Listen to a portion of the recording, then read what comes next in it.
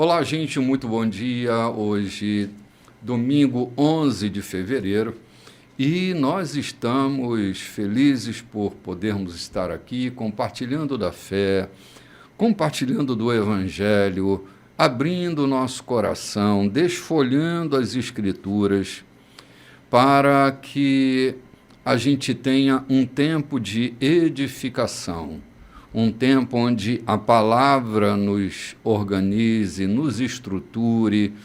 E bom que você esteja por aí, tomando café com a gente nessa manhã, compartilhando dessa esperança linda e maravilhosa que está em Cristo. Minha saudação fraterna a todos vocês que nos ouvem esta manhã. Eu os saúdo com paz. Sejam bem-vindos. Hoje, mais uma vez, eu tenho aqui à minha esquerda meu querido irmão, pastor João Silveira. Muito bom dia, pastor. Olá, bom dia, meu querido bispo, bom dia, companheiros, e bom dia, ouvintes, participantes desse programa. Hoje nós estamos no segundo domingo do mês de fevereiro, que daqui a tanto tempo não acontecerá mais um mês atípico em fevereiro, né? 4 domingos, 4 segundas-feiras e etc, etc. Sim.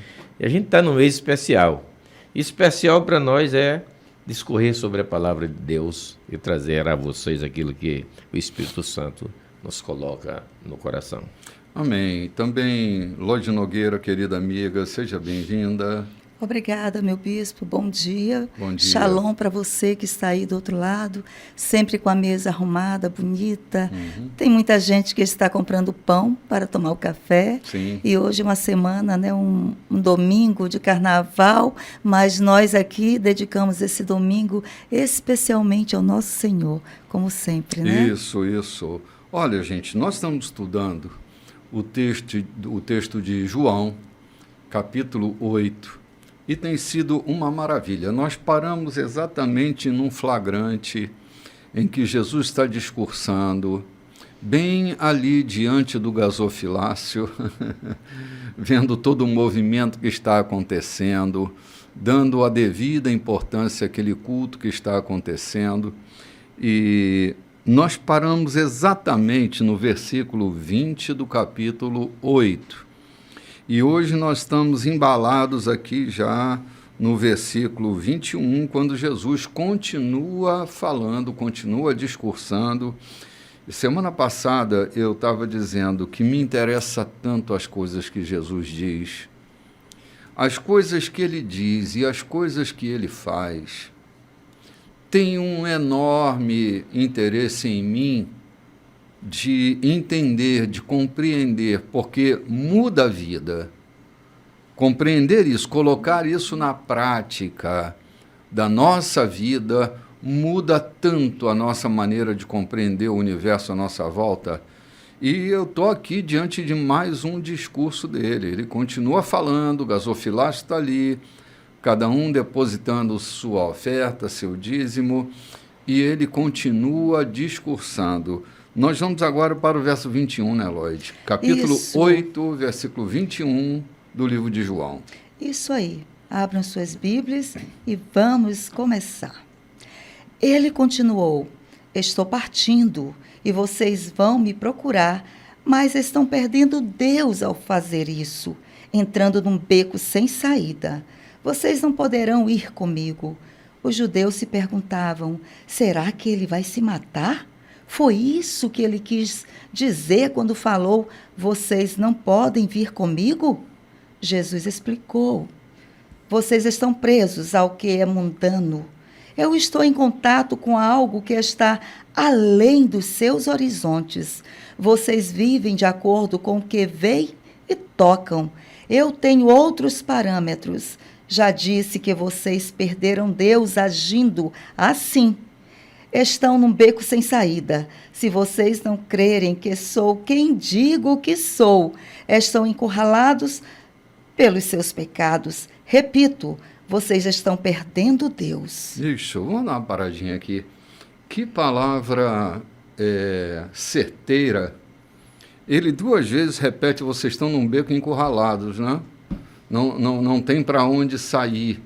Vocês estão desprezando Deus. Engraçado que ele está falando para um grupo de religiosos, mas que estão, de certa forma, desprezando Deus. Não estão desprezando o texto bíblico, não estão desprezando os rituais que eram apresentados, mas nada disso nos une a Deus senão o próprio Cristo. Nada substitui esse elo de conexão entre Deus e os homens. Jesus, desprezá-lo é desprezar Deus, é estar num beco sem saída, é estar encurralado na vida, é não ter para onde ir. É assim que a natureza humana, a existência humana, se encontra quando ela está distante de Deus, portanto, distante de Cristo. Cristo nos une a Deus num vínculo inseparável, aquele vínculo que ninguém, nem coisa alguma, pode nos separar dele, mas estar fora de Cristo é estar num beco sem saída, é estar sem opção para a vida. Ele amplia os horizontes da vida, os caminhos se abrem a partir da nossa conexão com Cristo, porque ele nos põe em contato com o sagrado. E o que faz a gente caminhar com leveza e assertividade na vida é a nossa união com o sagrado. Eu tenho dito que o sagrado nos conduz ao segredo. O segredo não nos leva ao sagrado, mas o sagrado sempre nos conduzirá aos segredos. Assim, segredos são aquelas informações que nos arrancam do beco sem saída. Sempre encontraremos uma saída quando nós estivermos no caminho, porque o caminho não tem beco sem saída. Se tem beco sem saída, desconfie, você não está no caminho. As coisas grandes são aquelas que Jeremias fala, né? Anunciar-te aí coisas grandes e tremendas e ocultas que tu não sabes, né? Uhum. Eu começo a lembrar, eu interiorando, né? Caboclo. E eu ficava observando quando surgiu os primeiros carros na região. E primeiro que saía disparada correndo eram os cachorros. Sim. E depois eu criei uma filosofia que cachorro, quando que corre atrás de carro, quando o carro para, ele não tem onde morder, né? Ele fica parado olhando. Quem vive, quem norteia a sua vida em uma religião, quando os parâmetros da religião acabam, ele não tem o que fazer, ele fica encurralado. Sim. Porque a sua filosofia de vida está montada no cumprimento de regras religiosas. Está pautada no cumprimento dos deveres cumpridos e não no viver a Cristo. Uhum. E aí o que Jesus está dizendo, vocês ficam encurralados, não Sim. tem para onde sair. Então, eu criei essa filosofia que cachorro que corre atrás de carro, quando o carro para, ele não encontra onde morder. Quem vive religiosamente, cumprindo a religião para alcançar a misericórdia de Deus, quando a religião cessa ou quando chega no fim de tudo aquilo que ele sabe, ele vai fazer o quê? Verdade. Não tem Fica que fazer. perdido. É. Não tem onde morder. Sim. Então, como você explanou muito bem, o segredo é Cristo e não a religião. Não quer dizer que aquele que segue a Cristo não cumpra os deveres. Não é isso que nós estamos dizendo. Nós estamos falando aqui de que quem segue a Cristo é livre para fazer qualquer loucura na vida. Já dissemos isso aqui, vamos repetir. Uma certa vez eu perguntei, eu tinha muita dúvida por conta disso, e perguntei a um ancião muito abalizado, o que é que você me disse? Que quem é salvo pode sair metendo de cabeça, fazendo o que quiser na vida porque já é salvo? Ele olhou para mim e disse, não, João, é que nós cremos que quem é salvo não sai metendo de cabeça. Imagina, né? Quem é salvo não sai fazendo besteira. Quem A tem salvação o verbo... tem tanto poder. Quem está atrelado a Cristo, quem está inserido nele, não sai fazendo besteira, porque essa relação é tão linda, é tão poderosa, que ele não tem coragem, não tem vontade de sair metendo de cabeça. Não tem apetite Aquilo para que isso, disse uma né? certa vez, meu filho me perguntou, pai, aquela questão do Salmo 37, agrada do Senhor e Ele satisfará o que deseja o teu coração. E se eu me agrado de Deus, eu tenho uma relação com Deus, mas eu desejo matar fulano de tal, e eu quero matar, Deus vai me permitir que faça isso porque eu tenho uma relação com Ele? Não, filho. É que quem se agrada de Deus, quem tem relação com Ele, não tem vontade de sair matando ninguém. Não tem desejo de sair fazendo aquilo que não vale a pena. Não tem desejo de sair fazendo maldade. Gente, quem tem Cristo no coração não tem inveja, não tem usura, não tem avareza. Quando você vê isso acontecer na vida de pessoas, é quem tem apenas religião. Me perdoe, eu não estou fazendo julgamento. Mas quando você vê avareza, inveja, ódio, indignação, sede de vingança, não partem de coração de onde Cristo mora. Pode partir de qualquer religioso. Quando Paulo disse que nenhuma condenação há para os que estão em Cristo, não é em uma religião, não é uma crença, não é em um parâmetro bíblico, é em Cristo. Amém. Sim, verdade, João. É em Cristo. Não é em qualquer filosofia religiosa ou cumprimento de deveres para se tornar bonzinho. Quando os deveres acabam, vou fazer o quê? Não tem onde morder. Aqui o Senhor diz, vocês estão presos ao que é mundano. E tudo está, ele diz assim, aquelas coisas que vocês veem e que tocam.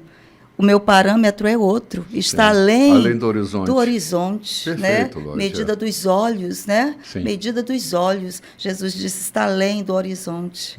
Né? E é isso mesmo, como o pastor acabou de falar. Sim. As pessoas estão encurraladas dentro das suas próprias medidas, das suas próprias profundidades, largura, espessura, altura, né? Eles mesmos proporcionaram essas medidas e agora estão o quê? Encurralados, vivendo somente dentro daquilo que eles mesmos proporcionaram para viver. Sim, exatamente. O bispo costuma dizer o seguinte, a gente está envolvido tão profundamente em coisas tão rasas, né?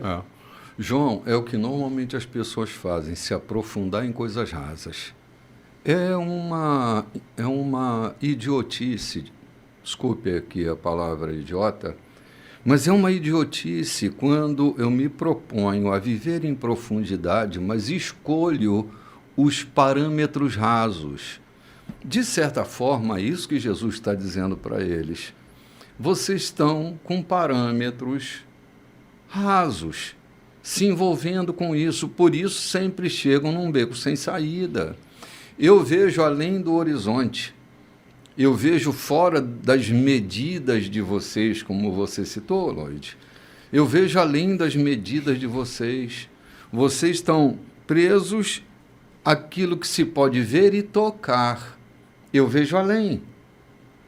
Quando a gente está inserido em Cristo, quando a gente está imerso nele, a gente também passa a enxergar além daquilo que se apresenta.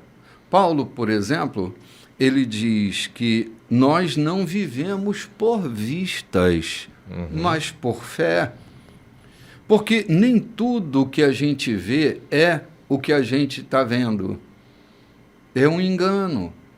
A gente vê com o interior da gente, né? A visão não está no globo ocular, a visão está na nossa mente. Então, às vezes, a gente olha para um lugar e se intimida quando o outro olha e vê oportunidade. O objeto é o mesmo, só que um olha medo e o outro olha oportunidade. Um olha e se intimida, o outro olha e se encoraja. A nossa visão depende do que Cristo está fazendo na nossa mente, não é? A imunidade de imposto e a proteção à casa de Davi foi ver no que era medo a oportunidade, né? Sim, exatamente. De enriquecer, etc. Sim, o Davi olha para o o Golias como uma oportunidade. Enquanto os judeus estavam se borrando o tempo todo. Exatamente. Mas quando Jesus disse, vocês olham para coisas pequenas, ele diz, vocês pagam o dízimo do endro e do cominho. Não é que não se deva pagar, é porque eles faziam daquilo valores.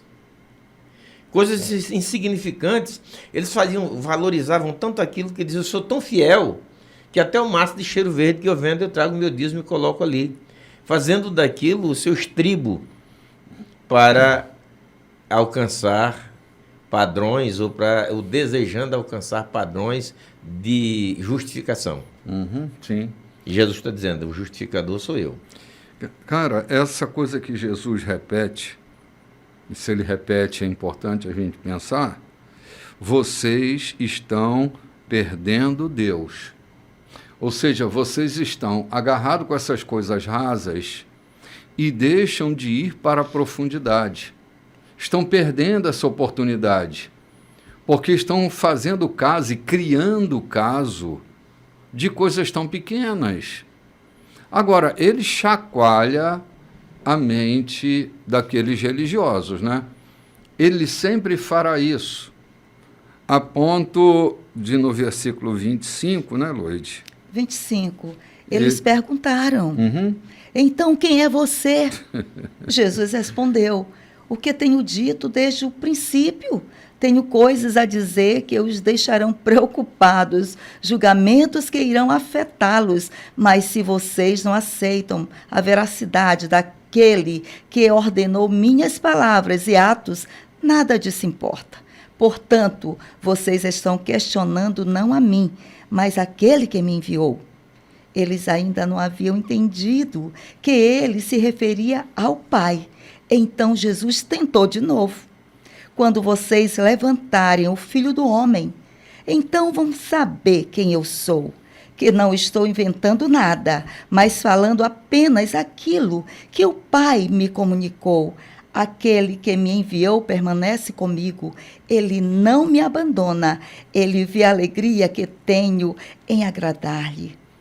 Depois que ele se expressou dessa forma, muitos decidiram acreditar. Muito bem, muito bem. Gente, é assim, há tanta profundidade em Deus, tanto assunto profundo para se ter com Deus, tantas revelações, aquele que é Senhor de todas as coisas, aquele que é dono de toda a ciência, sabedoria e poder, aquele que criou todas as coisas e as sustenta pela palavra do seu poder, tem tanta coisa a ser prescrutada nele, e às vezes a gente vem com um assuntozinho tão pequeno para apresentar minha demanda, tão miúda, tão sem profundidade, tão rasinha.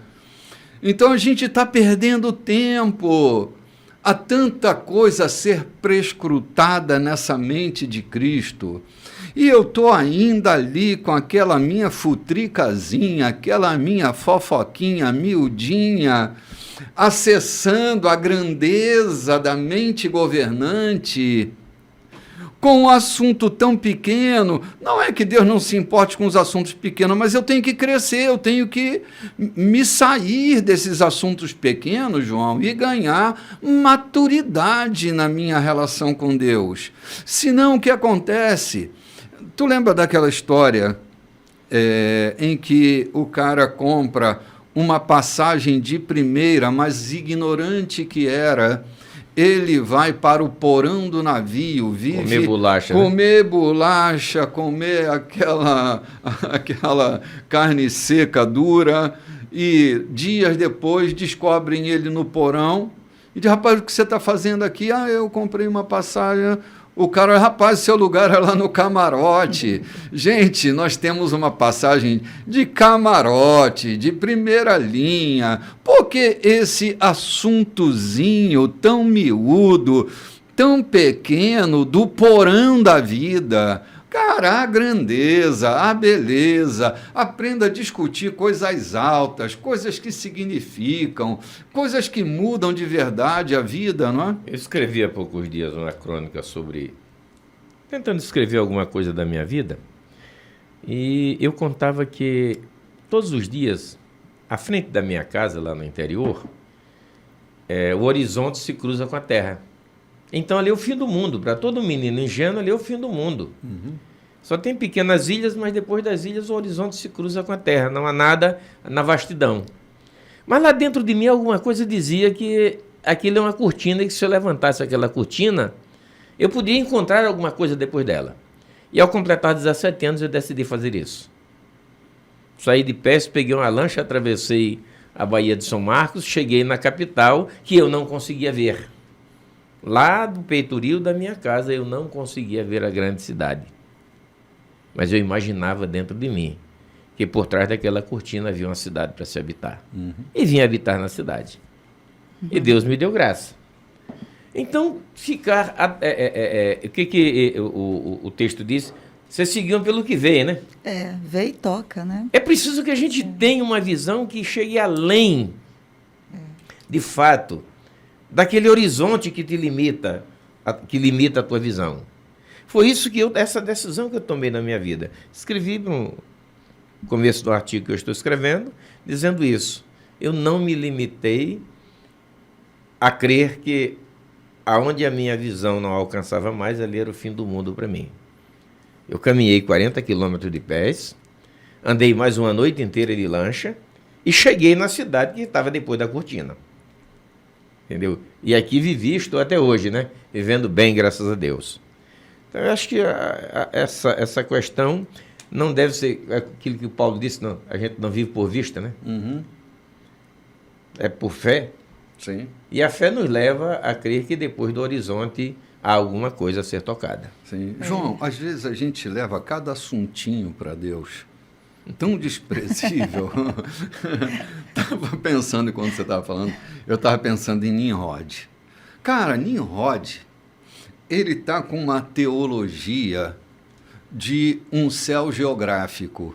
E ele quer construir a besteirinha de uma torre para chegar ao céu, discutindo com os seus amigos sobre a geografia celeste. Cara, o dia que Nimrod descobriu que céu não se trata de geografia, quem sabe de dimensões, o céu não está numa geografia, ele não está acima do sky, ele está numa dimensão além. Então, assim, há coisas que são mais profundas e eu fico querendo construir uma torrezinha para chegar no céu. E para mudar isso, vamos lá para Jeremias de novo. Invoca-me, busca-me, responder-te-ei e anunciar-te-ei. Mostrarei a ti coisas grandes, imensas, ocultas, que ainda não foram reveladas.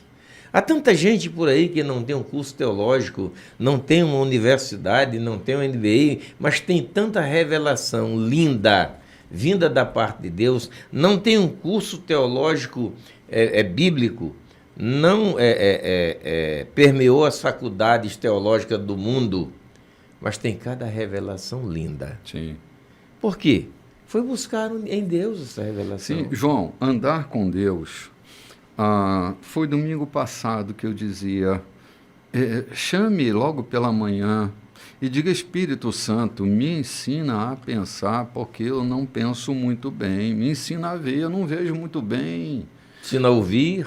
E me ensina a ouvir, me ensina a abraçar, me ensina a falar, porque assim, há coisas que são profundas. João, há abraços que são tão profundos que eles são capazes de reiniciar a vida de uma pessoa dentro daqueles braços. Há falas. Eu contei aqui que eu fui visitar alguém que estava de cama, achando que ia morrer. Dei boa noite para ele, na nossa conversa, a certa altura, disse: pastor, levanta, vai trabalhar, que tu tá bom de vida. Na outra semana encontrei com o filho: cadê o Zé Bororó? Disse: o cara está trabalhando. Aquele dia que você esteve na casa dele, ele amanheceu prontinho com o patacho amolado para ir para a roça. Pronto. João, até olhares são capazes de mudar o nosso dia. Quando a gente se vê enxergado percebido, visto, notado. Isso além da linha do horizonte. Vida, além da linha do horizonte. Além da linha do horizonte. Porque quando a gente enxerga uma pessoa, a gente está para além da linha do horizonte da vida dela. E aquilo impacta tanto. Então, um olhar pode mudar. Um olhar profundo, um abraço profundo, uma fala profunda pode mudar a vida de uma pessoa. Mas vamos ali tomar um cafezinho que também pode mudar a nossa vida, esse café. A gente volta já já. Olá, gente, estamos de volta.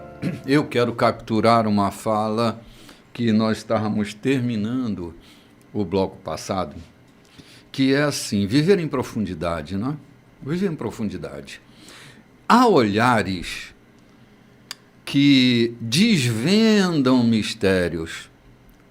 Há abraços que abraçam a alma, não o corpo, mas abraços que abraçam a alma. Entende? A vida com Deus é uma vida em profundidade. Jesus está falando para eles que eles vivem em beco sem saída, encurralados, porque eles só abraçam corpos, só veem aquilo que se apresenta. Eles não são capazes de descortinar. É Paulo quem diz que o homem espiritual, o homem natural, não entende as coisas espirituais. O homem natural. Mas o homem espiritual, ele é capaz de discernir tudo e discernir todos e por ninguém ser discernido. O que eu estou chamando a atenção é que, além da crítica que fazemos das coisas que vemos, há uma intenção que a gente evita prescrutar. Há uma entrega que a gente se recusa a ver. Às vezes a pessoa está entregando tudo que ela pode, está dando o melhor e o tudo dela e é insuficiente para a pobreza do nosso olhar e da nossa expectativa. Gente que vive em profundidade é gente que é capaz de discernir tudo e todos, dar aquele abraço que, naquele abraço, a vida está sendo reiniciada, naquele momento. É para cá que Jesus está nos chamando. E ele está falando para um grupo de pessoas que só podem contemplar aquilo que os olhos podem ver e as mãos podem apalpar. Há mais coisa além das cortinas. Quando o véu do santuário se rasgou de alto a baixo, diz o escritor aos Hebreus que um novo e vivo caminho se nos abriu. É por esse caminho que não tem bifurcação, é por esse caminho que não tem beco, é por esse caminho que a gente vai encontrando as delícias da vida, vai dando a nós substância para a nossa relação com Deus. Precisa ser substanciosa, gente. Chega de futricazinhas, chega de coisinhas pequenas. Nós somos das coisas grandes. Aliás, o Evangelho tem a ver com as coisas grandes. Ele fará de você uma pessoa maior que os teus preconceitos, maior que as tuas doenças, maior do que as tuas tristezas. Ele fará de você gente grande. Então, não tenha o Evangelho como uma fala vazia que abastece o intelecto exclusivamente. É claro que intelectualmente a gente fica mais esperto, mas atinge camadas da nossa vida que nós não imaginávamos nunca que pudéssemos alcançar, porque é isso que acontece quando a gente se aproxima de Deus, logo a gente se aproxima de Deus. Quando você fala de um abraço, eu fico lembrando, Jesus curou muitos leprosos. A gente já falou disso aqui, mas eu queria retocar. Jesus curou muitos leprosos, mas em um especial, na versão mais comum, diz que ele estava podre, apodrecendo, caindo dos pedaços, coberto de lepra. E foi exatamente aquele que Jesus tocou. E por que Jesus tocou nele? Jesus estava tocando, entendo, na alma daquele homem. O homem que estava naquela situação, o escrúpulo comum, o distanciava de qualquer pessoa, além da lei que fazia isso. E Jesus vai e quebra qualquer paradigma. Jesus não tem escrúpulo em tocar naquele homem que devia estar mal cheiroso, que devia estar asqueroso, olhando para ele. Era uma situação difícil até de suportar. E Jesus vai e toca-o, abraça-o. Porque Jesus queria tocar a alma. Jesus o curou com uma palavra, mas restaurou o seu espírito com um abraço. Entendo eu. João, é por isso que Jesus dizia, tua fé te salvou. Porque ele ia a camadas além do corpo. Sabe, às vezes, Lloyd, nosso olhar está só para a elegância da estética do corpo e da roupa. Não está ligado na estética da alma, na elegância de uma alma, né? Então, se o nosso olho para só na elegância que a roupa do outro está mostrando, meu olhar ainda está vazio, tem coisa para além, tem uma estética que vai para além do corpo, há uma estética que faz parte do conjunto da alma, e só vê, só enxerga, só percebe, só nota aqueles que estão sensibilizados no seu espírito, capazes de discernir tristezas por trás do sorriso,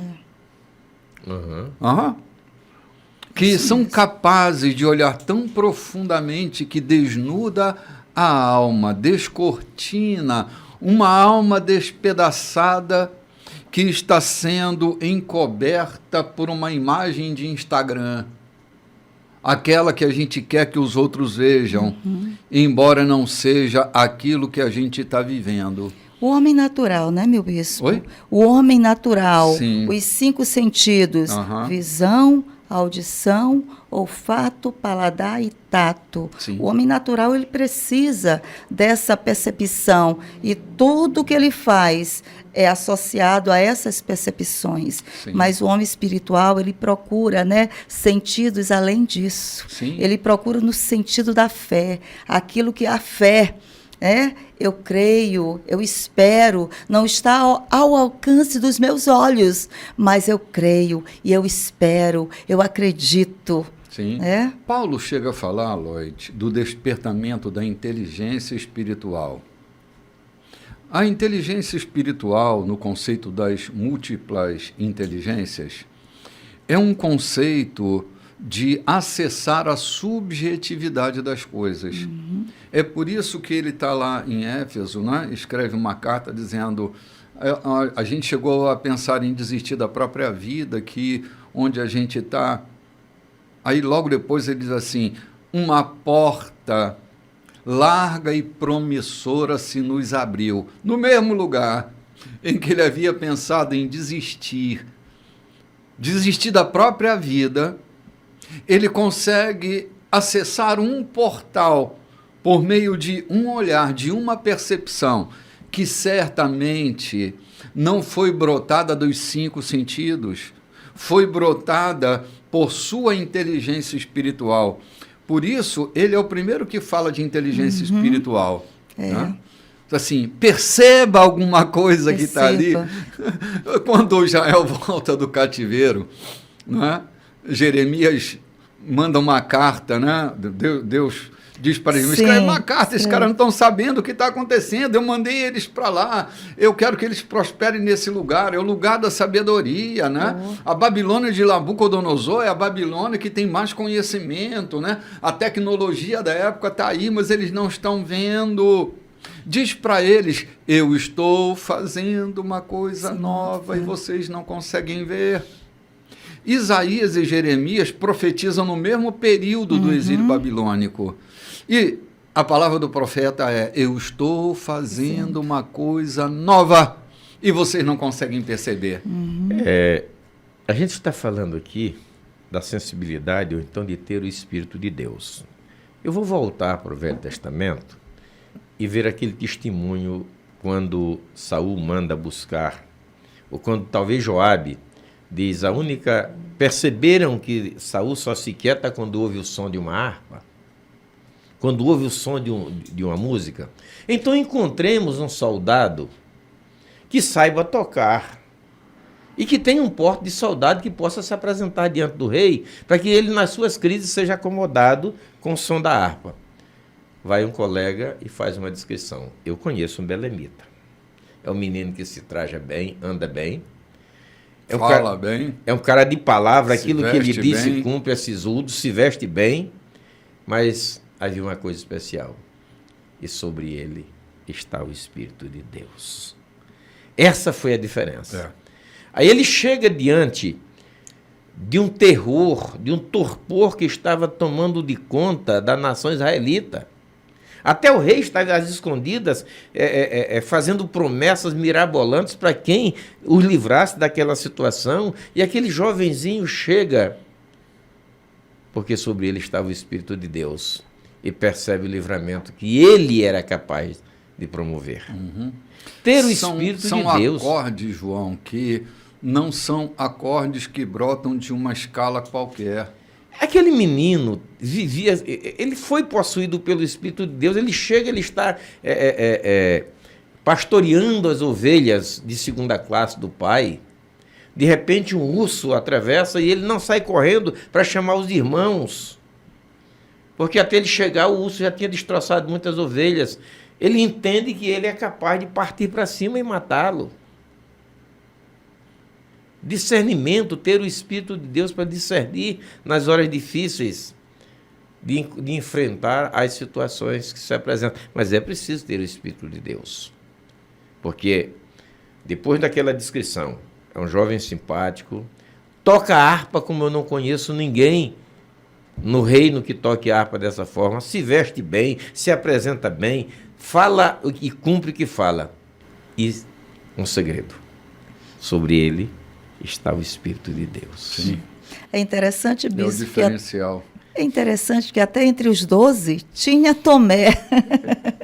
Tinha Tomé com a visão limitada, né? Só acredito se eu tocar. Olha aqui. Pode ser uma aparição, eu quero tocar. E Jesus, não tem nada não, vem tocar, Tomé. Não critica Tomé. Não critica, Tomé, não, né? Se essa é a tua limitação, se a tua fé se dispõe, né? Então vem tocar, vem, chega aqui. Sim. Lloyd, tem um grande pensador que eu gosto muito dele, ele diz assim, cada um é capaz de suportar, não? Cada um é capaz de entender a verdade que suporta. Então, a verdade... E o discurso aqui, ele começa Jesus dizendo assim, olha, tem algumas coisas aí que vocês não são capazes de suportar. É isso. Né? Não vão aguentar. Não, acho que lá no capítulo 6 que ele fala sobre isso, né? Vocês não são capazes de suportar. Não, tem eu coisas... vou enviar o amigo. E aqui Jesus começa se virando. Falou para aquela plateia e agora ele vai falar para quem estava levando ele a sério, né? Sim, sim. Porque uma hora alguém tem que levar Jesus a sério. Tá doido. É o versículo 31? É, 31. É isso mesmo. Então Jesus dirigiu a palavra aos judeus que diziam crer nele. Se vocês permanecem comigo, vivendo o que eu ensino, sem dúvida são meus discípulos. Então irão experimentar a verdade e a verdade vai libertá-los. Surpresos, retruncaram. Mas somos descendentes de Abraão. Nunca fomos escravos de ninguém.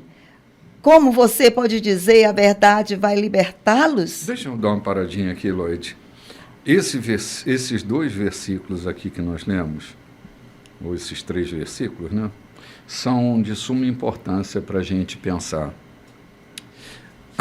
Jesus fala sobre a verdade que liberta.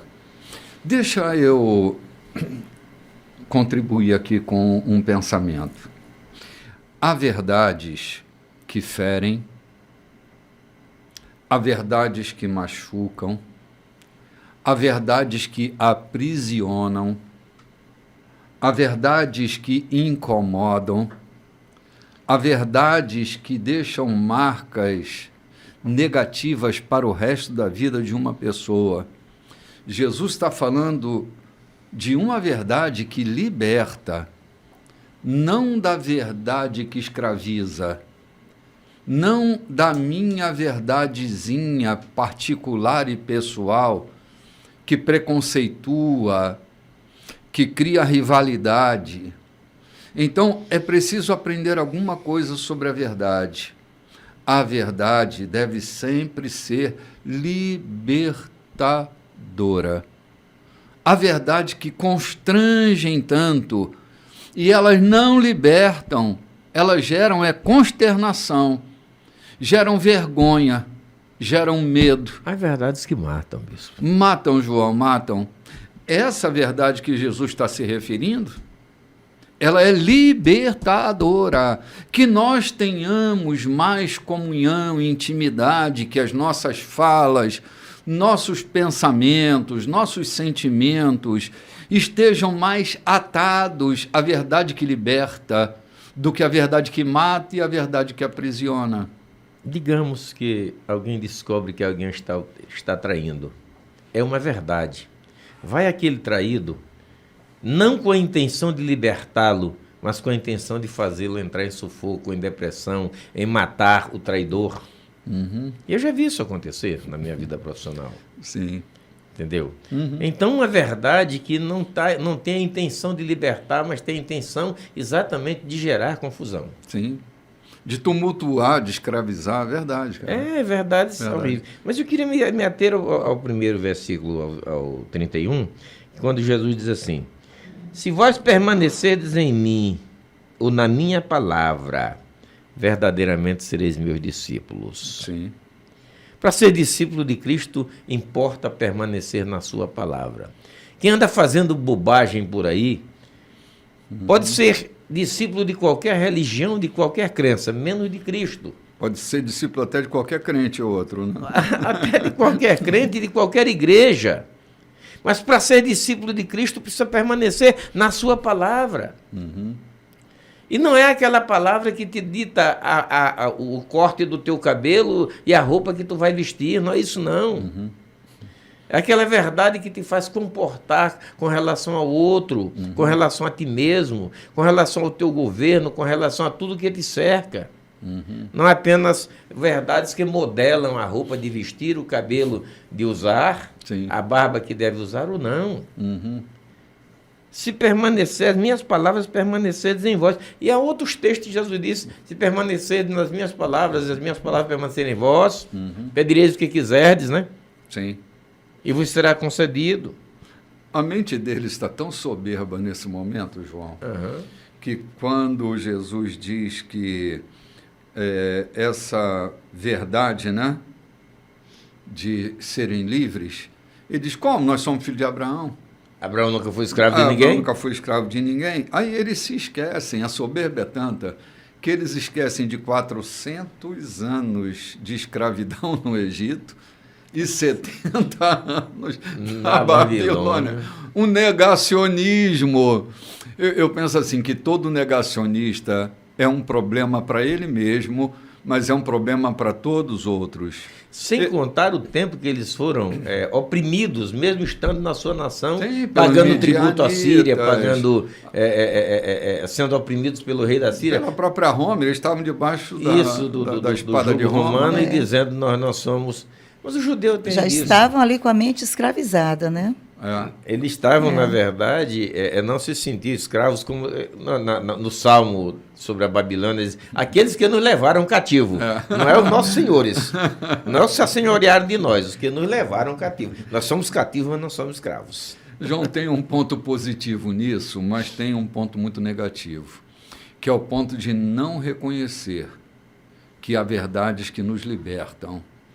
Eles estão tão assenhorados dessa empáfia que eles não se lembram de todos os processos que eles passaram ao longo da vida. Abraão já havia morrido quando eles foram escravos no Egito. Viveram conflitos de identidade, né? Sim, em Babilônia foi a maior tragédia existencial deles. Eles se perderam deles na Babilônia. Não se reconheciam mais como nada. Eles chegam a chamar esse exílio da Babilônia de filhos do desterro, filhos da Babilônia. Os judeus que nasciam na Babilônia eram chamados de filhos da Babilônia, não mais filhos de Israel, não mais filhos de Abraão. Filhos do desterro. Em outro texto diz os filhos da Babilônia, não se referindo aos filhos dos babilônicos.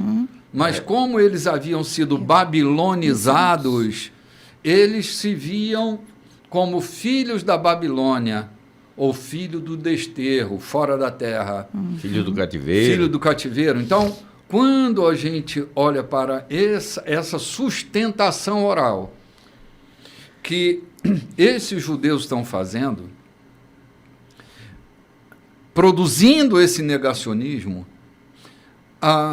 eu diria, não é coisa de judeu, é coisa de gente soberba, coisa de gente altiva, arrogante.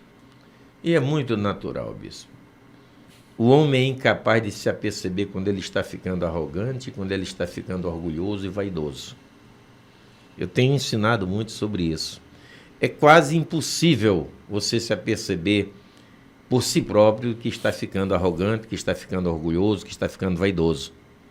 Isso é próprio do ser humano.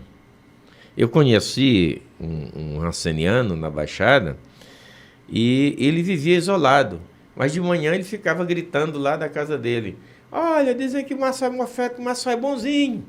Nadinha, estava caindo aos pedaços, mas a sua mente não conseguia admitir para procurar recurso. Há muita gente que morre porque não admite estar doente.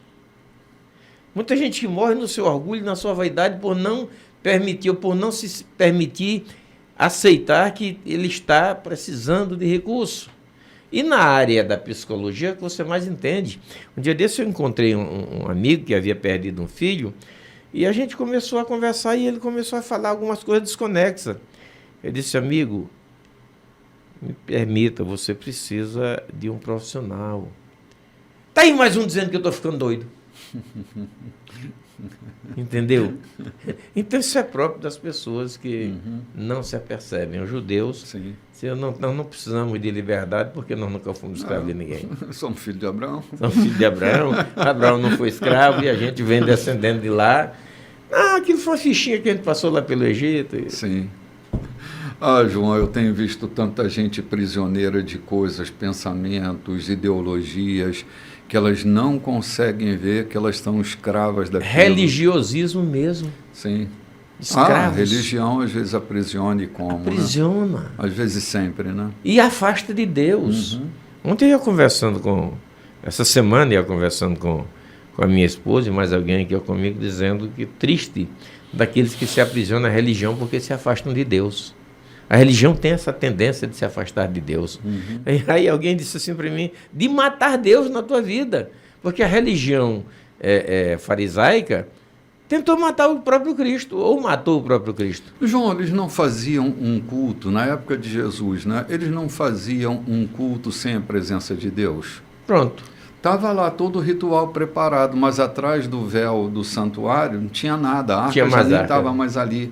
Isso. E eles continuavam produzindo uma liturgia, presos a rituais, dando a eles a sensação de Deus estar aqui quando Deus já não estava mais ali. E eles sabiam. Sim. Mas criaram aquilo para satisfazer o seu próprio ego, os seus interesses, né? João, é que a cortina escondia a realidade. É isso aqui que a gente precisa pensar. A cortina que escondia a realidade de um altar vazio.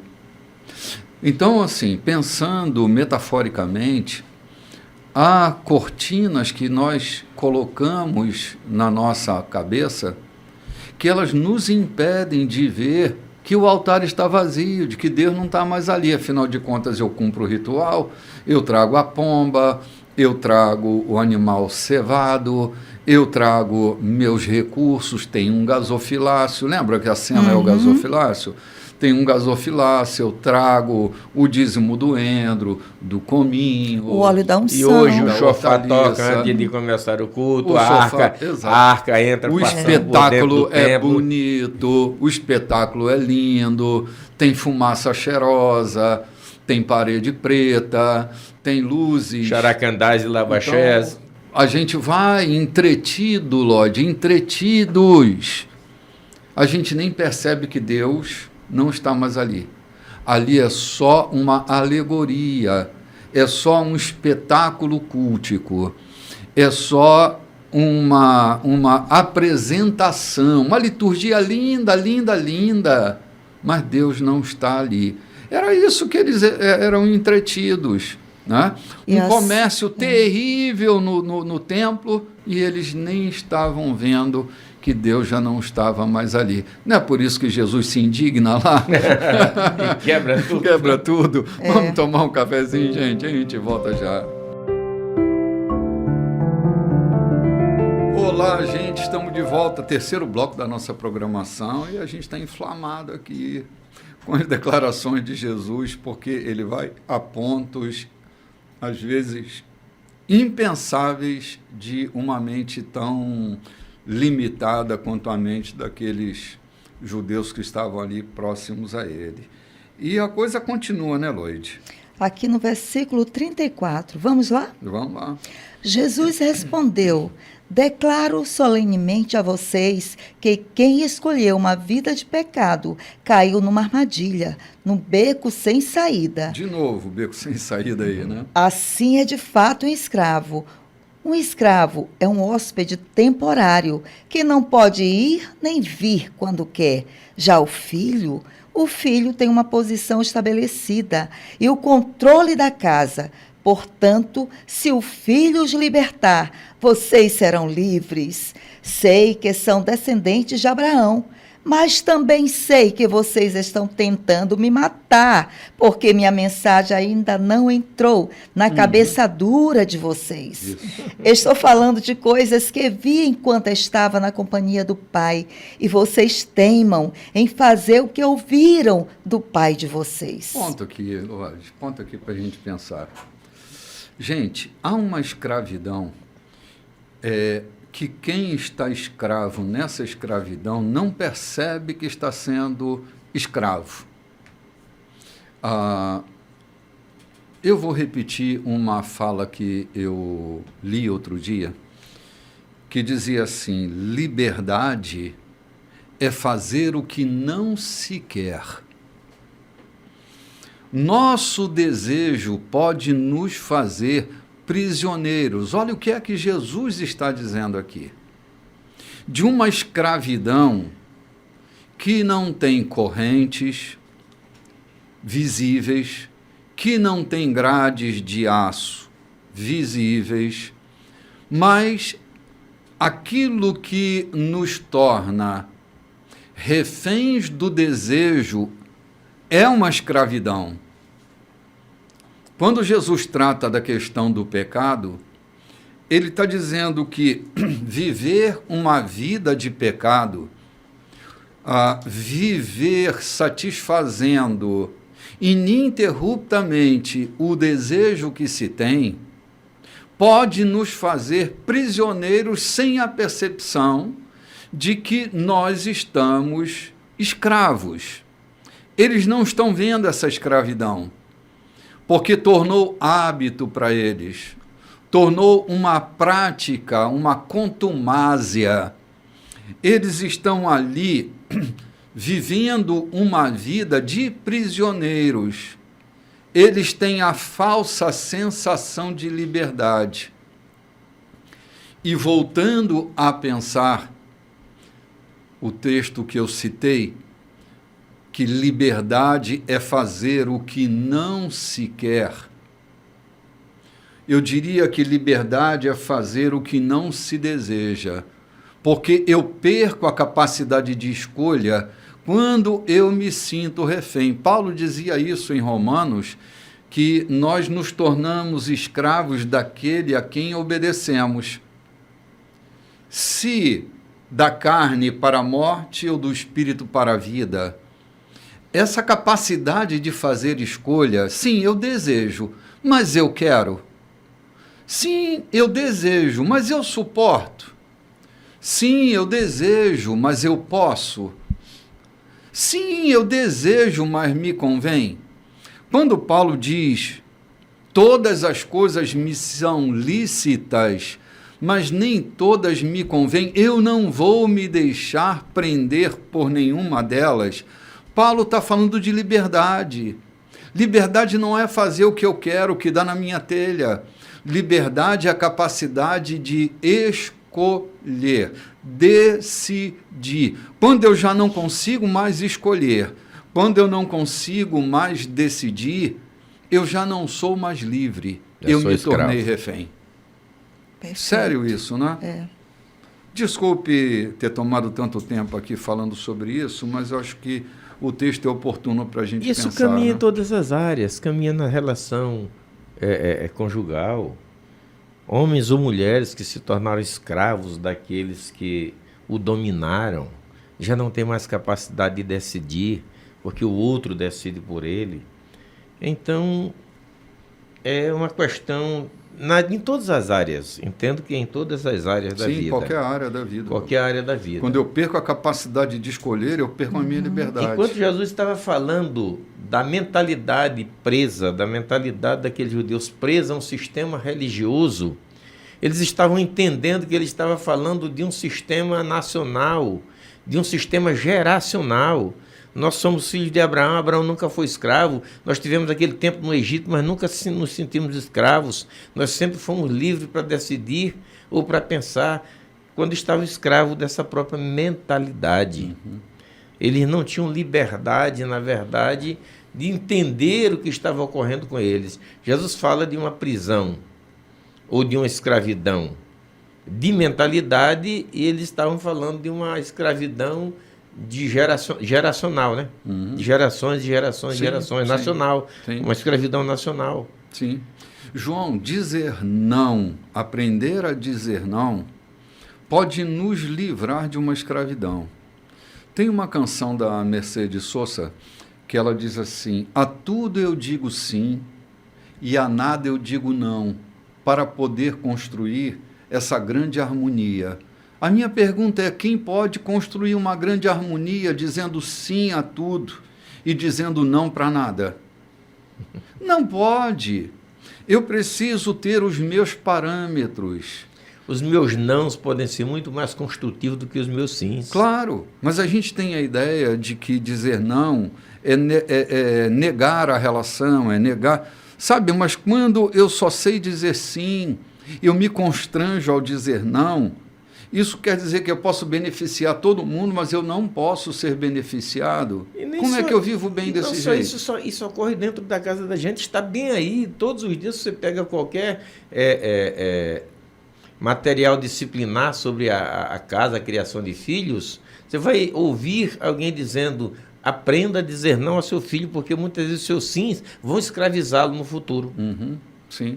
Os seus sims vão torná-lo escravo no futuro. Sim, depois não consegue mais tirar aquilo que concedeu, quando não podia conceder. Quando não podia conceder. Então, ou quando assim, podia, mas não devia. Então, assim, a gente fica amarrado nos nossos sim e nossos nãos. Jesus diz assim, sobre o sim e o não, que é o que vai governar a nossa vida, ele diz assim: seja o teu sim, sim, e o teu não, não.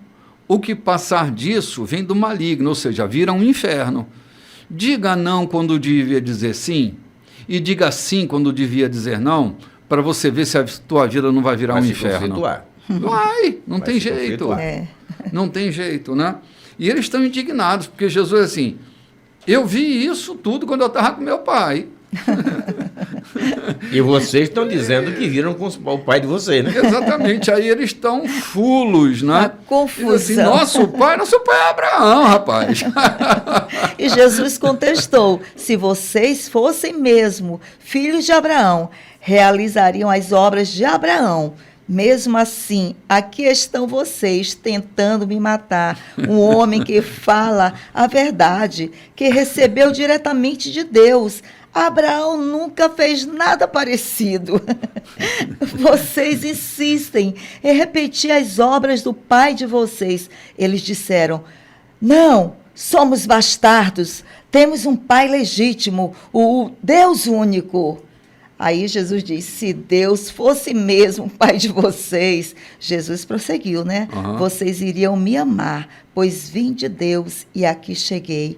Não vim por conta própria, Ele me enviou. Porque então não entendem uma palavra do que digo? Eis a razão. Olha aqui, hein? Eis a razão. Vocês não suportam a verdade.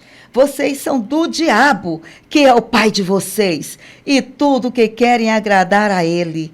Ele foi o assassino desde o princípio e não podia permanecer na verdade, porque nele não havia um resquício de verdade. Quando o mentiroso fala, ele o faz com base em sua natureza mentirosa e enche o mundo com mentiras. Então, eu chego, declaro toda a verdade e vocês não querem nada comigo. Será que algum de vocês pode provar que eu disse uma só palavra enganosa ou cometi um simples pecado? Mas se digo a verdade, por que não creem em mim? Quem está do lado de Deus ouve o que ele diz. É por isso que vocês não ouvem. Vocês não estão do lado de Deus. Puxa vida, que loucura. Cara, Jesus é muito preciso e muito provocador. Jesus foi afunilando o negócio. Foi, estreitou. É. Estreitou. Mostrou para eles que as mentiras sobre as quais eles estavam construindo a vida deles não tinha absolutamente nada a ver com Deus.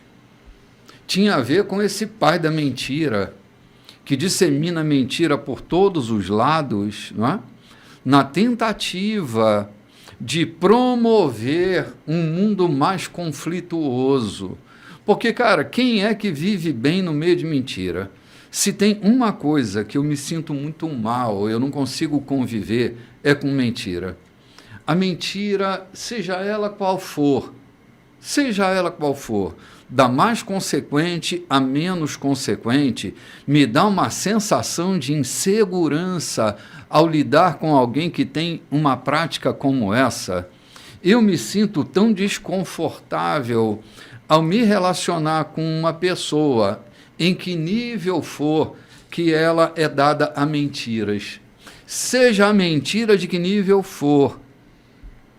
Porque às vezes uma pessoa diz, não, mas era uma mentira assim, sem grande repercussão. Sim, eu entendo que é sem repercussão, mas eu fico imaginando, quando houver uma necessidade, que tipo de mentira será essa que essa pessoa vai estar construindo? Uma mentira destrói um casamento, destrói uma nação, destrói tudo, bispo. Destrói uma família. Uma família, destrói sentimentos, Sim. Cria raízes de amargura, Sim. sabe? Mentir.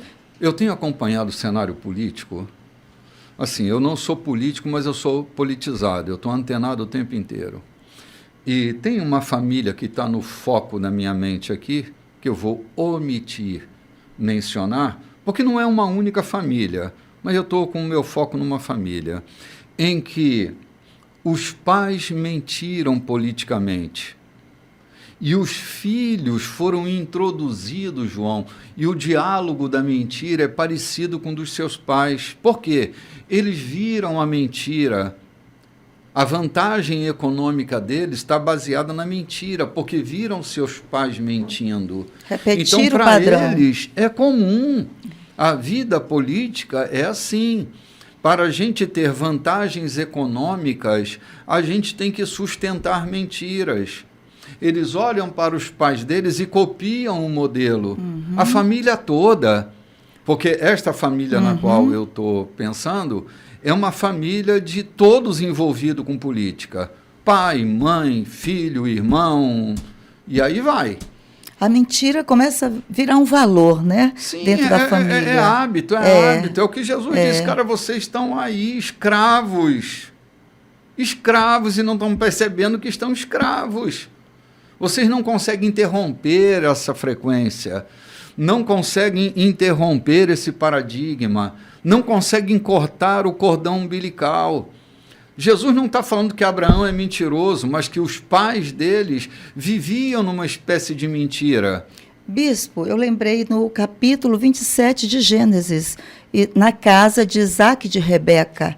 A mentira que havia ali, o espírito de confusão, né? Um conluio miserável. Justamente, pai, mãe, os filhos mentindo, enganando um ao outro por causa da promessa, por causa de herança. Que a mãe de Jacó é que introduz ele na mentira. Justamente, e o filho pega, e por causa da mentira, o filho tem que ir embora de casa porque a confusão estava armada, né? O Jacó vai embora e fica em casa o Esaú, né? E os irmãos naquele conflito, porque a casa era uma casa cheia de mentiras, de disse-me disse, porque a mentira vai trazendo outras coisas, né? Vai revelando outras coisas, mentirinhas, mentironas, né? A palavra de Deus sai do meio da casa, porque a palavra de Deus é a verdade, né? E a palavra do diabo é a mentira. Jesus estava falando, vocês são filhos do diabo. Mas porque olha, vocês cultivam a mentira. Rebeca era filha de Labão.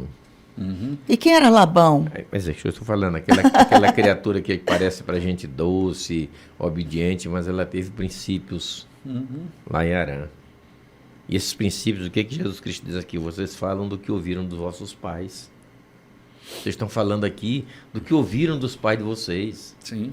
Então, a gente percebe, Raquel veio lá da casa de Labão.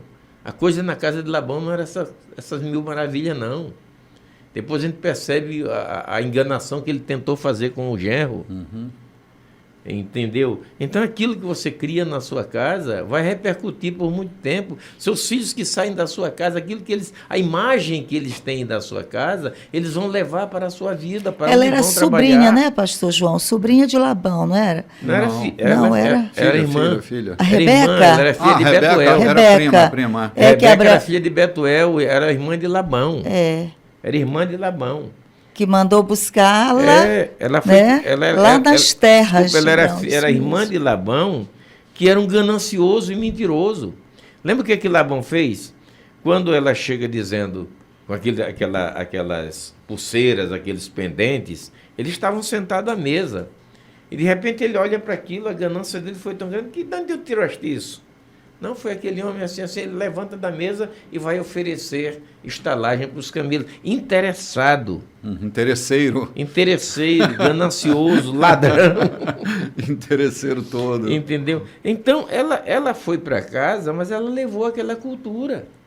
Ela foi morar lá no outro canto do país, ou da região, mas ela levou aquela cultura. Nesse caso, filho de peixe, peixinho né, João? Jesus está dizendo aqui, vocês estão falando o que ouviram dos pais de vocês. Tenhamos muito cuidado.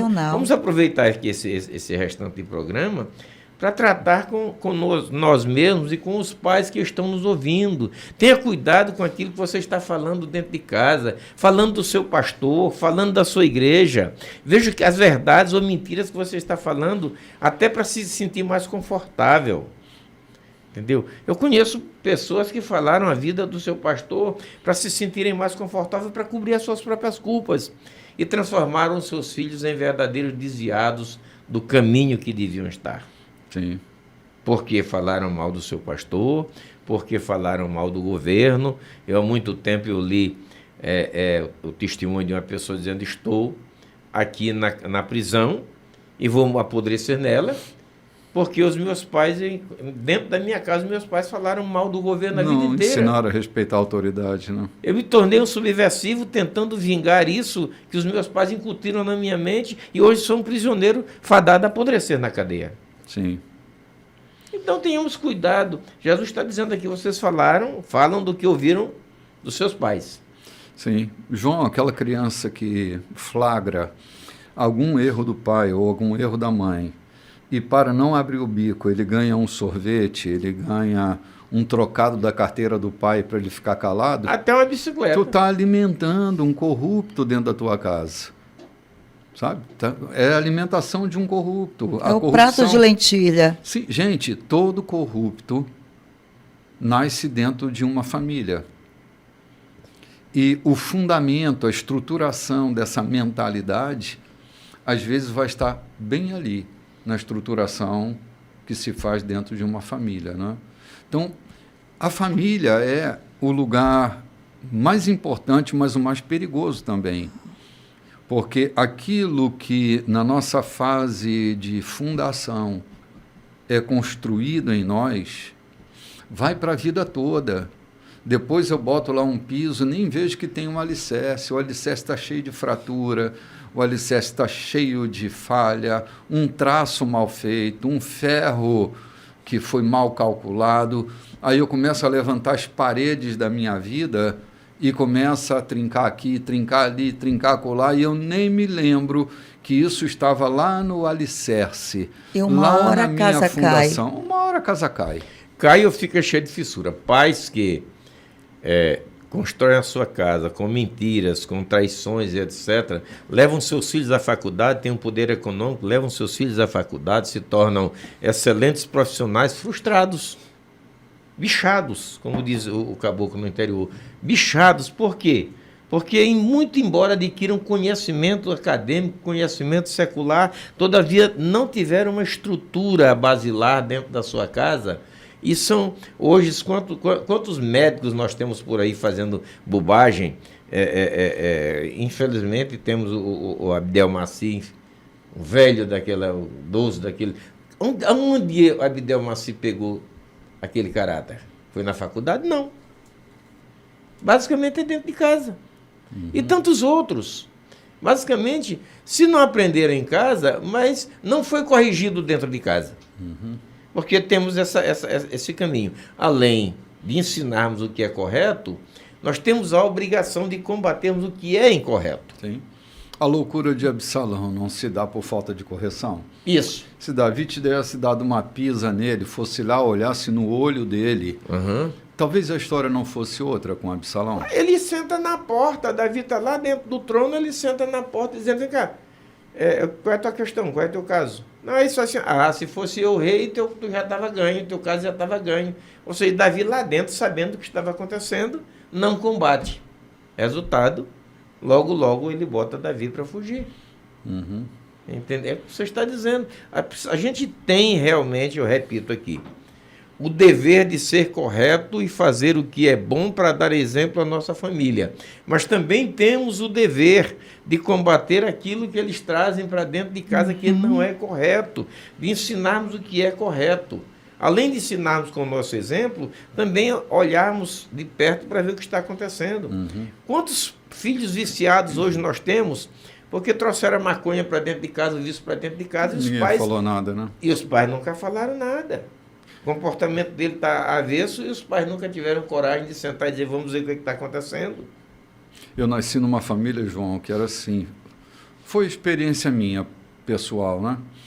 Se meu avô, minha avó pedisse para ir à padaria comprar, tipo, 200 gramas de queijo prato, e a menina se equivocasse lá no peso, colocasse 250 gramas, 300 gramas, mas me cobrasse os 200 que eu fui comprar, quando eu voltava para casa com o troco dos 200 gramas e o peso de 300 gramas, era assim, Renato, volta lá na padaria, porque você só pagou 200 gramas. E aqui na notinha está 250 ou 300 gramas. Vai lá trocar. Eu ficava assim, chateado. Mas eu tinha que ir lá e fazer a troca, porque eles diziam, a moça que pesou se equivocou. Logo, é possível que ela tenha que pagar do bolso dela essa diferença. Então, vai lá e devolve. E eu andava um pedação, cara, para trocar. Isso aconteceu mais de uma vez, né? Mais de uma vez. E aquilo ficou fixado em mim. Lembro que uma vez achei uma moeda na esquina de casa. E voltei todo feliz com aquela moeda.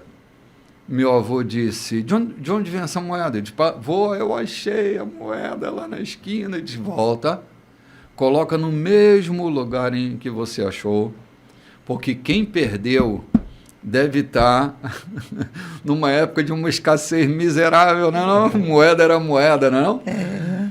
Porque quem perdeu vai voltar procurando. Então, coloca no mesmo lugar em que você achou.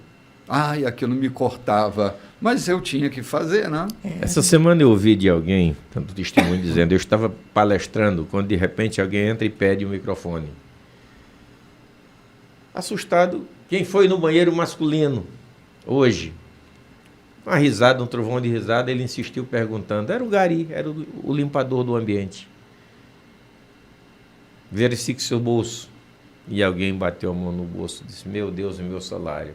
Você juntou? Ele disse, não, está lá, minha mãe me ensinou que aquilo que não é meu não devo pegar. Vai lá que está lá junto do vaso. Ele foi lá e encontrou o dinheiro junto do vaso. Olha aí. E a história segue, é bonita a história. O patrão dele, por ver a sua honestidade, o promove. Olha aí, João. Entendeu? Entendo, claro que eu entendo. Ele disse, na minha casa eu aprendi a não pegar aquilo que não é meu, mesmo que esteja no chão e seja dinheiro. João, não é meu? Eu acho que é hora da gente começar a entender que os recomendáveis terão espaço na sociedade e aqueles que a gente não pode recomendar estarão excluídos dos seus ambientes. Vamos tomar um cafezinho e voltamos já já. Vamos lá. Olá, gente. Nós estamos aqui já chegando ao 4º episódio do programa de hoje. Que texto sensacional é o texto que a gente está tocando. Uma delícia poder comentar coisas tão maravilhosas quanto as que estamos comentando. Esse capítulo 8 rendeu hoje, não é não? Nós vamos agora para o finalzinho dele. Já estamos aí no versículo 48 do capítulo 8 de João. João está registrando conversas sensacionais, remetendo-nos a episódios fantásticos nas falas de Jesus, a interlocução dos fariseus, e está tudo muito bem, até que a gente chega aqui no versículo 48. São 59 versículos esse capítulo, então faltam 10 para nós aqui, né? 10 versículos para a gente terminar a programação de hoje. Mas vamos lá, vamos avançando. Os judeus então disseram, faz sentido. Estávamos certos quando dissemos que você é um samaritano louco, possuído por demônio. Jesus reagiu, não sou louco, apenas honro meu Pai, enquanto vocês me desonram. Não estou querendo nada para mim. Deus planeja algo glorioso e grandioso aqui e está a ponto de realizar esse plano. Falo com absoluta confiança. Se vocês praticarem o que digo, não terão de encarar a morte. Ponto aqui. Vamos à primeira interferência, porque assim, eles estão chamando Jesus de samaritano louco. Jesus não era samaritano, já chamaram ele de Nazareno, já chamaram ele de Galileu, mas não haviam chamado de samaritano. Né, Uhum. Essa coisa de samaritano louco é uma espécie de ofensa que estão tentando fazer a Jesus, porque os samaritanos eram judeus não puros, né? Era uma turma que não tinha a pureza da essência de um bom judeu, né? da região de Israel. Eles estavam ali discriminados, então decidem chamar Jesus de samaritano louco, como se Jesus fosse um cara sem raiz, um cara sem fundamento. Então, na verdade, as pessoas estão tentando acusar de Jesus da grande confusão que habita dentro de cada um deles. É a loucura deles que está discursando agora. Jesus nem era samaritano, nem era louco. Por isso ele diz, eu não sou louco, apenas honro meu Pai, enquanto vocês me desonram. Ele está apresentando a clareza, a pureza da sua atividade messiânica, e eles estão negando esse messianismo, estão imputando a pureza da fala messiânica a um samaritano louco, preconceituando,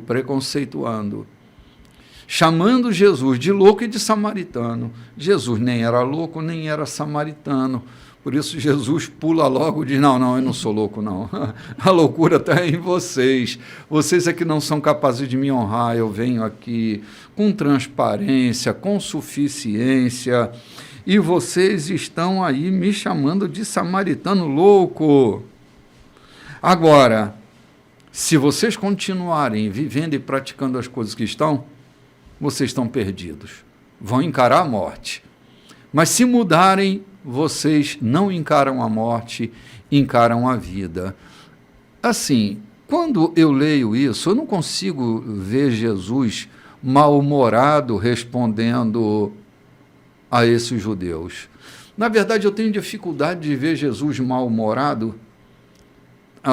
Talvez um cheiro de mau humor é quando ele vira aquela banca na porta do templo, né? Mas fora isso, eu vejo um Jesus tão bem-humorado dizendo coisas que arvoram, porque assim, eles tentam instigar Jesus à ira. E Jesus, rapaz, vocês estão tentando me matar e eu não tenho nada a ver com isso, não é? Vocês estão me insultando e eu não tenho nada a ver com o insulto de vocês. Na verdade, eu sempre penso que está no discurso daquele que ofende a ofensa plantada dentro deles mesmos, sabe? Eu acho que eles já não suportavam mais ouvir o que Jesus estava dizendo, as verdades sobre eles, encarar Jesus assumindo quem ele é, que eles estão com essa indignação. Acho que eles estavam acostumados a colocarem máscaras, a representar. E quando Jesus chega tirando máscaras, isso os incomoda severamente. Vocês não acham que isso tem sentido? É muito comum para alguém que Jesus não chegou com o histórico de Moisés, Jesus não chegou com o histórico de Abraão. Então, entender isso, aceitar um Jesus que chega trazendo uma mensagem diferente e não uma linhagem como Abraão chegou, vindo da sua linhagem, descendência de Abraão, e o judeu é muito apegado à descendência, e Jesus chega trazendo uma mensagem e não uma linhagem, isso não foi fácil para entenderem nem aceitarem. Essa era a grande dificuldade. E especialmente quando Jesus fala de coisas espirituais, quando ele diz, o meu reino não é desse mundo, eu não sou daqui, eu estou falando do meu Pai. E aí os judeus têm aquela reverência tão grande por Deus, que não aceita que alguém o chame de pai, porque eles se sentiam protetores de Deus até, pelo aspecto que eles tratavam com Deus, eles se sentiam protetores de Deus. Quando Deus diz não chamarás o nome do Senhor teu Deus em vão, eles levam a pé da letra e acham que, ou aliás, para chamarem o nome de Deus, precisava de um ritual muito grande, né? Jesus aparece e mostra que é filho de Deus. E ele não consegue entender isso porque as suas mentes estão barafundadas por aquilo que eles já viveram há tanto tempo, né? Sim. João, talvez se Jesus viesse descendo numa nuvem montado num cavalo branco, isso suscitaria algum espetáculo para ele. Mas ele nasce de uma virgem, nasce de uma jovem, e eles veem o crescimento daquele corpo. Eles não sabiam que Jesus carregava o Cristo, de que ele estava crescendo como homem, né? Mas ele carregava um mistério na vida dele. Eles não conseguem discernir, porque eram carnais, olhavam para o óbvio, mas não conseguiam discernir essa subjetividade. Embora Jesus estivesse falando o tempo inteiro, de alguma forma falando, e eles estão obliterados, embotados e não são capazes de entender. É muito comum nos dias de hoje, vamos ser sinceros, é muito comum nos dias de hoje. Você está ensinando na igreja, conduzindo ao reino de Deus, a vivência do reino, mas o dia que aparece um cheio de reteté, com novidades ou tentando mostrar revelações até absurdas, a igreja se desmancha toda. Não é comum. Graças a Deus não tem acontecido conosco. Mas é muito comum você ver por aí. Multidões aí aí chega alguém com a revelação e conta uma história bonita e de repente você vê a igreja se desmanchando. Aí aparece alguém, Jesus contando a verdade, a história, e eles não aceitam. Não aceitaram de forma nenhuma. Porque era uma verdade, João, além da capacidade humana e carnal deles, de pensar, de elaborar. Eles não conseguem sair daquela situação estreita que eles se encontram, né? Jesus já tinha falado que era a água, que era, né, a vida, que era a luz, que era o sal. Sim. Então, cada vez mais Jesus agora ele está falando de uma verdade que ele já tinha falado que ele era o pão, que era preciso eles se permitirem comer dele. Sim. Quer dizer, cada vez mais era uma verdade que para a mente deles era absurda. Esse homem é louco, é um samaritano, um herege, né? Não vamos mais dar atenção a esse homem. Quem é esse homem? Aí teve um momento que eles tiveram certeza. Agora nós temos certeza. Você realmente é um louco. Né? Aqui nesse versículo que vem a seguir, Jesus disse assim, antes, não sou louco, definiu Jesus, não sou louco, eu apenas honro meu Pai. Quer dizer, muitas vezes honrar a Deus, né, chega ao olhar do outro ser loucura, a maneira como nós nos devotamos, como nós nos entregamos, como nós acreditamos ser esse Deus que nós temos. Ao olhar do outro pode ser uma loucura, né? Ao olhar do mundo, muitas vezes, a maneira como nós amamos a Deus, como nós o adoramos, para o outro pode ser até uma loucura, Sim. como era a loucura para estes homens, né? Sim, diz o poeta, louco é quem me diz e não é feliz. Os fariseus, especialmente, que era quem dominava, quem puxava, era o carro-chefe dos judeus da época, né? Já haviam feito com outras pessoas, ou já haviam desacreditado outros. Lembra quando Gamaliel fala de Judas e Teudas? Sim. Que vieram antes de Jesus, se dizendo Messias ou qualquer coisa, e foram mortos, né? Presos, mortos, exterminados. Então os judeus eram muito estritamente zelosos com a questão religiosa, com a questão de alguém que se dizia vir em nome de Deus, né? E até de um certo ponto para eles, esse cuidado deles, só que era exagerado, né? Porque eu lembro, há uns 30, 40 anos atrás, chegou alguém aqui no Maranhão se dizendo Somali 1 e falando em Somali 1 também e buscando ofertas para atender aos irmãos da Somália. Deu uma enganada tão grande, tão pesada, mas ele tinha um poder de convencimento tão grande que eu lembro que eu estava numa determinada igreja numa segunda-feira que nunca se fez uma oferta daquele tamanho. Pegou, botou no bolso e foi embora. Depois eu encontrei por aí, mas eu não estava com o mandato de prisão dele, eu não pude efetuar a prisão. Mas eu sabia depois, tomei conhecimento depois, que era um verdadeiro canalha, um charlatão enganando muita gente. Então os judeus estavam zelosos exatamente para não serem enganados mais uma vez. Só que não entendiam, na verdade, eles não cogitavam das coisas espirituais. Sim. Portanto, não conseguiam entender o que Jesus estava dizendo. Sim. Bom, nesse ponto, Lloyd. Nesse ponto, continua, meu bispo. Sim. Os judeus o interromperam. Agora temos certeza de que você é louco, porque Abraão morreu, os profetas morreram, e você aparece dizendo, se vocês praticarem o que eu disser, não terão de encarar a morte. Você, por acaso, é maior que nosso pai Abraão, que morreu? E quanto aos profetas que morreram, quem você pensa que é? Jesus disse, se eu apontasse os holofotes para mim mesmo, nada conseguiria. Mas meu Pai, o mesmo que vocês dizem ser o Pai de vocês, aqui me pôs neste tempo em lugar de glória. Vocês não reconhecem sua ação, mas eu sim. Se eu, por falsa modéstia, dissesse que não sabia o que está acontecendo, seria tão mentiroso quanto qualquer um de vocês. Mas eu sei que estou fazendo o que ele diz. Abraão, o pai de vocês, com fé jubilosa, olhou para o futuro e me viu um dia chegando. Ele viu e se alegrou. Os judeus estranharam. Você não tem nem 50 anos e Abraão viu você.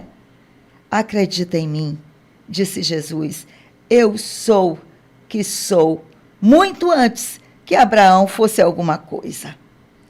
Era provocação demais para eles, por isso pegaram pedras para apedrejá-lo, mas Jesus se afastou dali, retirando-se do templo.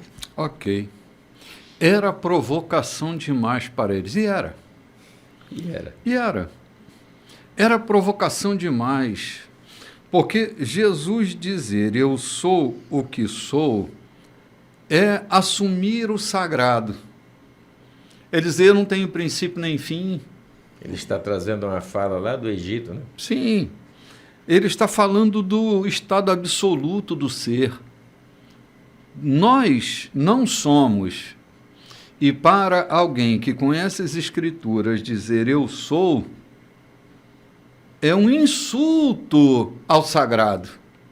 E Jesus está equiparando-se ao sagrado nesse momento, e eles não conseguem discernir o sagrado, eles só veem aquele corpo que nascera de uma virgem, que transitava pela rua, que na sua fase adulta começa a produzir problemas para a teologia deles.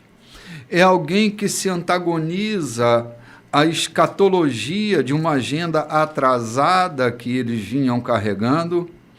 E aí, eles não podem admitir, não conseguem conceber a grandeza daquilo que Jesus está dizendo. Jesus está falando de vida eterna e eles estão pensando nos 70 anos de vida deles.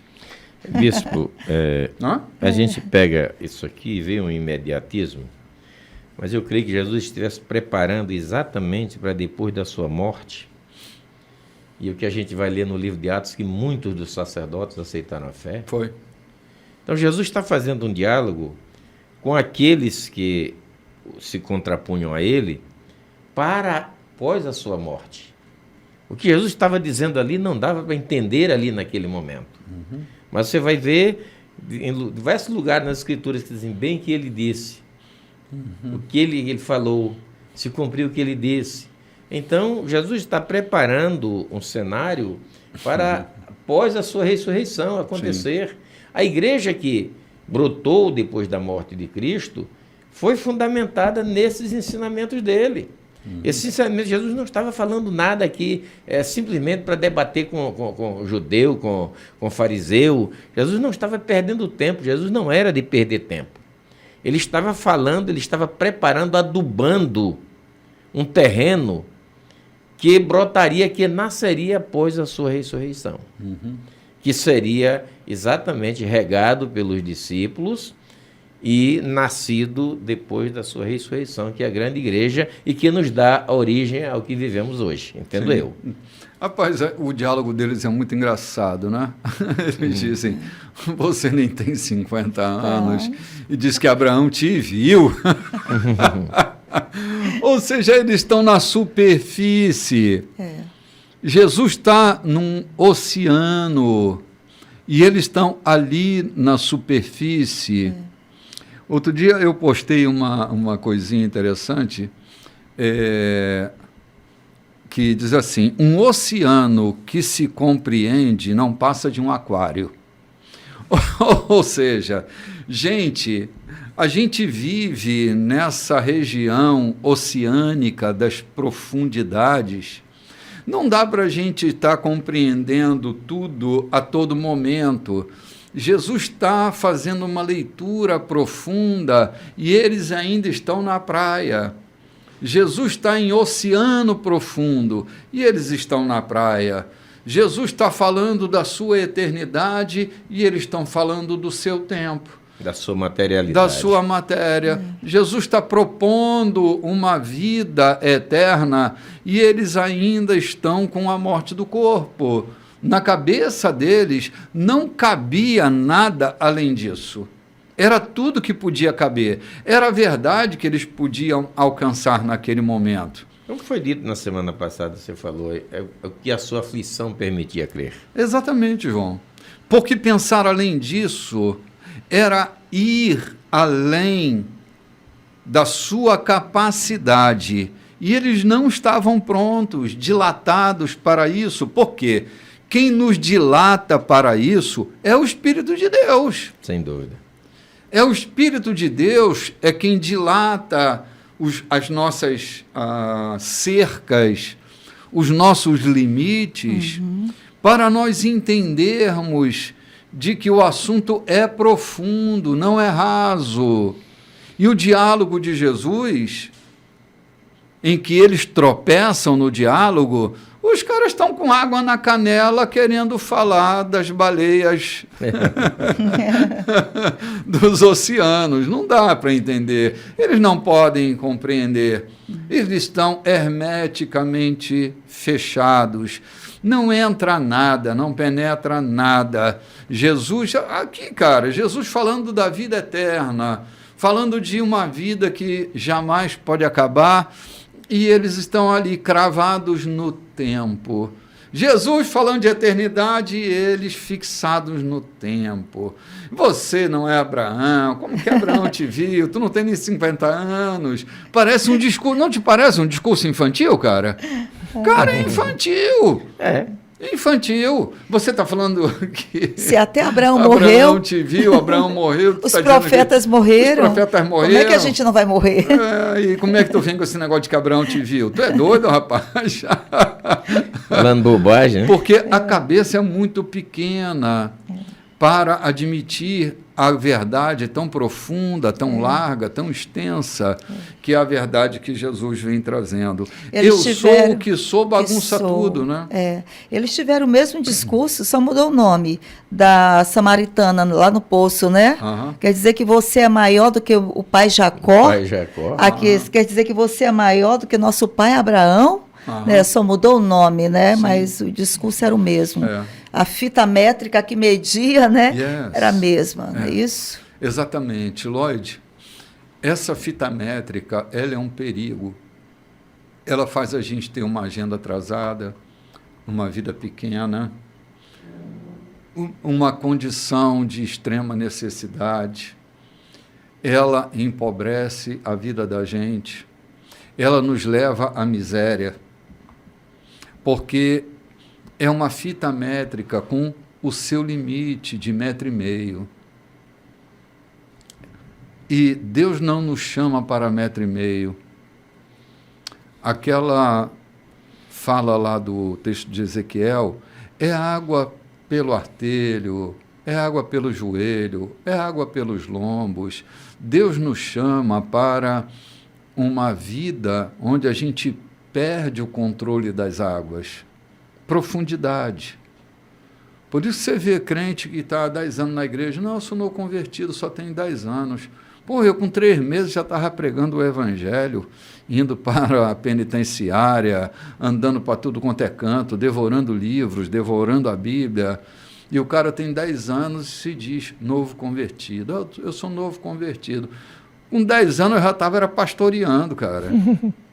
Porque eu decidi que eu não podia ficar com água pelos artelhos. Tinha mais, tinha véus a serem retirados, cortinas a serem rompidas, camadas a serem retiradas para alcançar. Deus me deu foi espírito de aprendiz. Eu sou um eterno aprendiz nessa escola do Espírito Santo. Eterno aprendiz. Estou sempre aprendendo coisas novas. Jesus é um inesgotável, acessível, mas um inesgotável. Ele é a fonte de tudo, tudo está nele. Glória a Deus. Ainda que tudo nessa terra eu consiga alcançar, não é tudo de Deus. Tudo de Deus não é tudo que eu adquiri, João. É tudo que eu tenho na minha fita métrica, né? Ele é meu tudo. Ele é meu tudo, mas eu não compreendo tudo. É. Então a gente tem que ter paciência, porque muitos vão nos chamar de loucos, de samaritanos, de hereges, porque era o que equivalia chamar de louco samaritano, equivalia a dizer, você é um herege, né? Porque nós aqui somos da estirpe, né? da denominação mais forte. Nós temos o templo. Nós temos o templo, temos a melhor doutrina, temos o zelo mais caprichado. E você é um louco samaritano, é um Jogaram herege. pedra, aqui diz no 59, por isso pegaram pedras para apedrejá-lo. Mas Jesus se afastou dali. Quando jogam as pedras, né? Quando jogam as pedras. É quando já não tem mais recurso. Não quando tem mais já recurso. É apelação. É apelação. É apelação. Jesus É apelação. se retirou dali, retirou-se do templo. Olha, quando acaba o nosso repertório, as pedras é o nosso último discurso. Como está acabando o nosso tempo. Oh, meu Deus do céu. Gente, boa semana. Boa semana para todos vocês. Uma semana gente. abençoada. Forte abraço em todos vocês. Shalom. Foi muito bom estar com vocês hoje. Shalom.